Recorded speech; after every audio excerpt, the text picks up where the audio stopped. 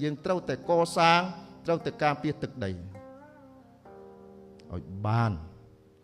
ការពារមិនបានពួកយើងគ្មានកន្លែងជ្រក់ទេគ្មានទេ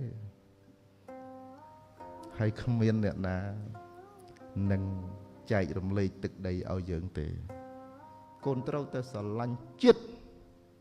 ហើយជាតិនេះសំខាន់ណាស់បើយន់សេញជាតិស្លាប់ថ្ងៃនេះកម្ពុជានៅតែមានតែបើកម្ពុជាស្លាប់ថ្ងៃនេះយើង7 ដល់ 10 លាននាក់ងាប់ទាំងអស់